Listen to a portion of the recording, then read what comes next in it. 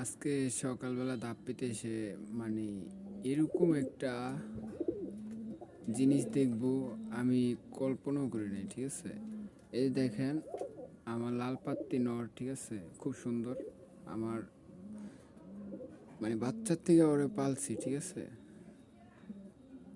দেখেন পাড়ার কি অবস্থা হয়েছে, মানে আমারই এই জিনিসটা খেয়াল করি নাই, ঠিক আছে। এই যে জিনারি বলে, লোয়া বলে অনেকে, এটা আমার কবুতরের এই যে এখানে বাচ্চা আছে।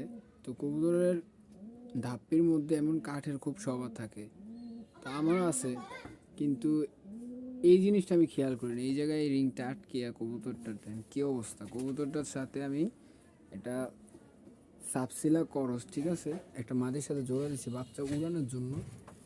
এই যে ছোট্ট বাচ্চা, এই যে মাদিটা, এই যে মাদিটা, এই যে ছোট্ট ছোট্ট বাচ্চা। আর কবুতরটা